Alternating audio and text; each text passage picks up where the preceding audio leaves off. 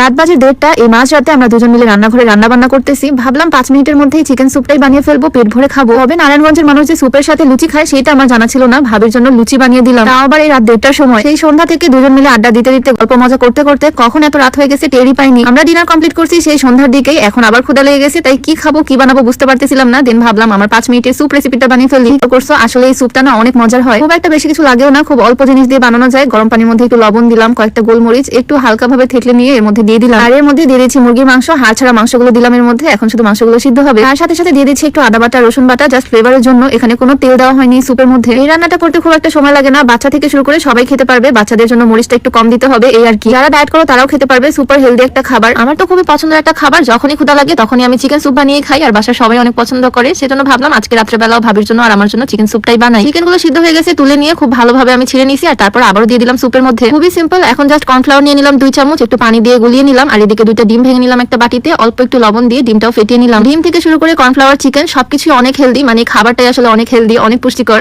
অল্প খেলেই পেটটা একদম ভরে যায়। ডিম আর কর্নফ্লাওয়ার গুলানো পানি দুইটাই আমি দিয়ে দিলাম। এখন আমাদের স্যুপ একদম রেডি। লাস্টে আমি দিয়ে দিলাম কাঁচামরিচ কুচি, আর সার্ভ করার পর দিতে হবে লেবুর রস, তাহলে স্যুপ রেডি হবে। স্যুপ বানানোর পর শুনলাম স্যুপের সাথে নাকি নারায়ণগঞ্জের মানুষরা লুচি খায়, যেটা শুনে আমি পুরাই অবাক, কারণ আমরা স্যুপ নরমালি চামচ দিয়ে খাই। প্রথমে সত্যি বলতে আমি খুবই অবাক হয়েছিলাম লুচির সাথে স্যুপ খাওয়ার ব্যাপারটা শুনে। তবে বড়ভাবে যেহেতু খেতে চাইছে তাই লুচিও বানাতে লেগে পড়লাম। আমিও আজকে ট্রাই করবো, দেখি কেমন লাগে। জন্য একদমই নতুন, আজকে ফার্স্ট টাইম ট্রাই করবো। ছোট ছোট গোল গোল লুচি বানাতে অনেক সময় লেগে যেত, তাই বড় রুটি বানিয়ে মাঝখান থেকে 4 ভাগ করে কেটে নিচ্ছি। এভাবে ইজিলি হয়ে যায়। আমরা তো বাসায় তরকারির সাথে লুচি খাই বা ঈদের মধ্যে সেমাইয়ের সাথে খাই, তবে স্যুপের সাথে কখনোই খাইনি। এক এক এলাকার খাবারের সিস্টেম, রান্না বান্নার সিস্টেম আসলে এক এক রকম। লুচিগুলো খুব অল্প সময়ে বানিয়ে ফেলছি, একদম বেলুনের মতো ফুলে ফুলে উঠতেছে। ফুলার কারণে লুচিগুলো দেখতে আরো বেশি সুন্দর লাগতেছে। রাত্রেবেলা দুজনে মিলে রান্নাঘরে খুটখুট করতেছি, আমি রান্না বান্না করতেছি, ভাবি আমাকে হেল্প করছে। ভিডিও কিন্তু ভাবি করে দিছে। তোমরা চাইলে ভিডিওটা সেভ করে রাখতে পারো। চিকেন স্যুপের এই রেসিপিটা অনেক কাজে আসবে বাচ্চাদের জন্য, বা নিজেরাও বানিয়ে খেতে পারো, খুবই হেলদি। যদিও হেলদি খাবারটা সার্ভ করা হচ্ছে লুচির সাথে, কম্বিনেশনটা একটু অন্যরকম। আমি তো কমপ্লিমেন্ট শোনার জন্য ওয়েট করতেছিলাম আসলে এটা খেতে কেমন হয়। প্রায় 20 মিনিটের মতো সময় লাগছে আমাদের এই সবকিছু কমপ্লিট করতে। আর খাওয়ার পর ভাবি বললো আসলে স্যুপটা অনেক মজা হয়েছে। আর এবার লুচি দিয়ে খাওয়ার পালা। আমার হাজবেন্ড আজকে প্রথমবার লুচি দিয়ে স্যুপ ট্রাই করলো, ভাবি দেখা দেখি সেও এভাবেই খাচ্ছে। আমিও ট্রাই করলাম নতুন একটা খাবার, মোটামুটি ভালোই। তবে চামচ দিয়ে স্যুপটা খেতে বেশি মজা। গরম গরম স্যুপ, সাথে একটু লেবুর রস উপর দিয়ে দিলে আরো মজা লাগে। ডায়েটের জন্য এটা বেস্ট একটা স্যুপ। কিন্তু এদিকে মজা করে খাচ্ছে। আর রাত 1:30টার সময় এই হচ্ছে আমাদের খাওয়া দাওয়া, মানে মাঝ রাতে খাওয়া দাওয়া আর কি। তোমাদের সাথে ছোট করে ভিডিওতে শেয়ার করলাম। তো সবাই ভালো থাকো, সুস্থ থাকো, দেখা হয়ে যাবে নতুন ভিডিওতে। সবাইকে আল্লাহ হাফেজ, আসসালামু আলাইকুম।